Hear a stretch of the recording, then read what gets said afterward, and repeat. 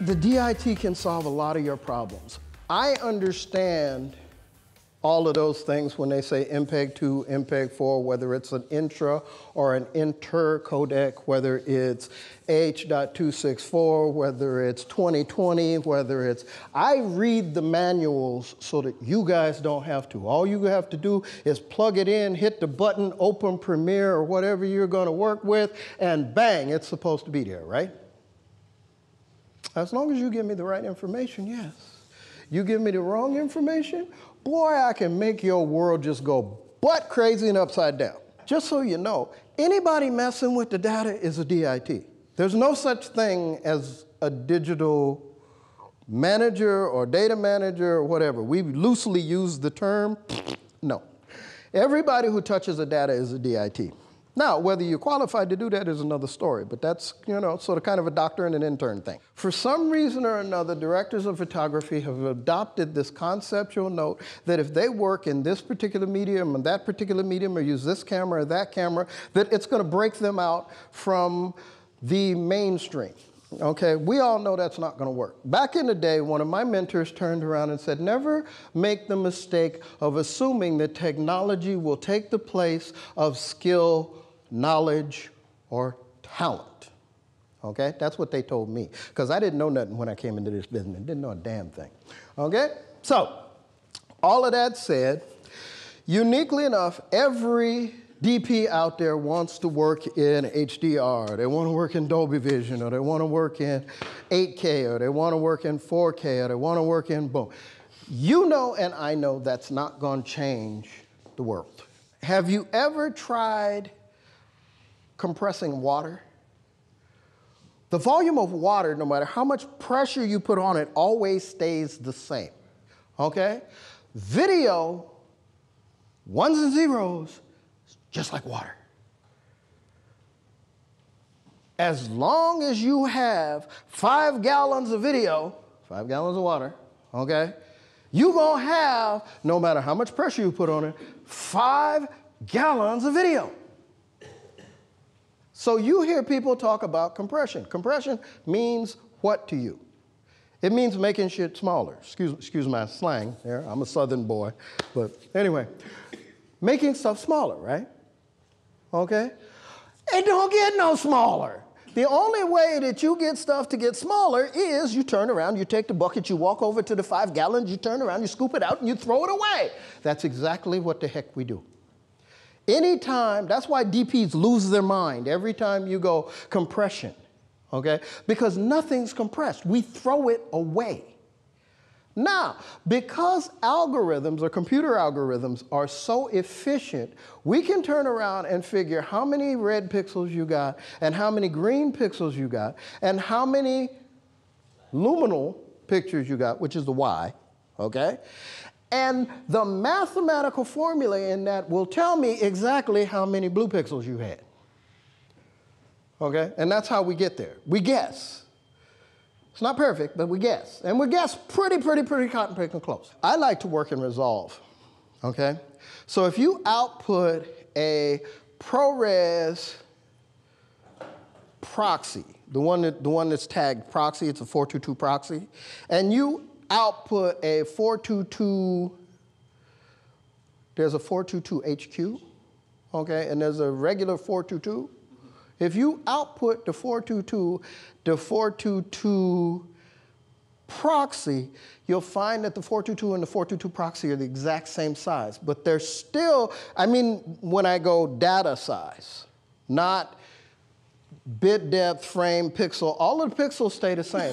The only thing that shifts in there is how big in megabytes or gigs that one file or that one shot becomes. That's all we're changing.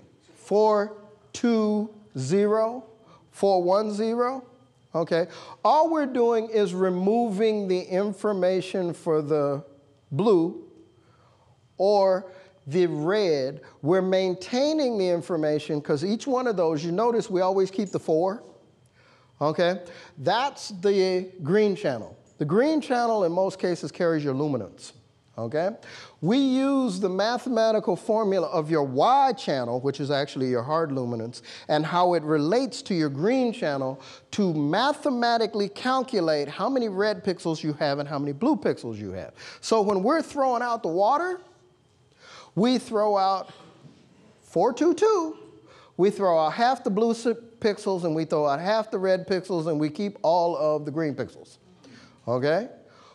For 1, 0, we throw out all of the blue pixels, 3/4 of the red pixels, and keep all of the, that's how we make it smaller. We throw away the pixels. Now you have 400.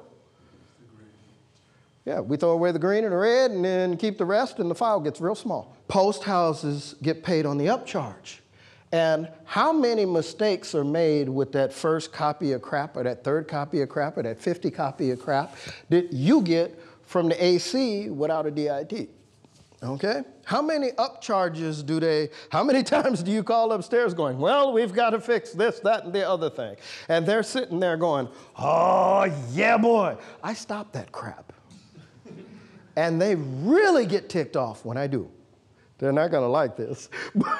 But that's the reality, and that's my job. My job in the digital world, every frame, now, no matter whether it's shot digitally or film, becomes a digital image at some point in time. It has to, with all the stuff that we do, okay? And those digital images are held in 1s and 0s among everything else you can do with it. We are the guys that babysit the 1s and 0s. We are the keepers of the 1s and 0s. I can make those 1s and 0s just about anything you want them to be, okay? And as long as you communicate with me, you talk to me, you tell me what you need, I can make it flow through your system like it's not even funny. You load the master file and you attach the master file to the proper size proxies by just drop-down menus, okay? And what happens is because there's no file name shift, the proxies and the master files have the exact same names.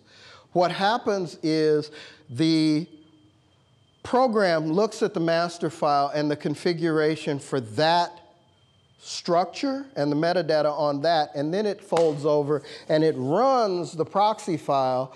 And so when you turn around and set a special effect or something for a pixel right here, it does the mathematical algorithm and calculation so that the pixel doesn't slide all the way over here on the 8K. So if it happens to be over here, then it doesn't set it here, it actually sets it there because the metadata knows that that's where that pixel is for the image that you're getting ready to set it. You do this because of heart. You do this because of love. Because if you didn't, you would be postal every day and shooting people in your office. You know it, okay? I know it. I was just having a conversation 2 seconds ago. Everybody heard that they rekindled Lost in Space? Okay, I'm of that age where I sat down as a kid and listened to Danger, Will Robinson, and it was like, oh, this is the shit, okay? I was just having this conversation. Now, I'm not a wimpy kind of guy. I might look it, you know, with the nerds and the glasses and whatever, but I'm not really a wimpy kind of guy. And you really don't catch me crying a whole hell of a lot. Swear to God on my mother's grave, robot turned around and said, Danger, Will Robinson, and I cried, okay? Now, where the hell it came from, I have no cotton-picking idea.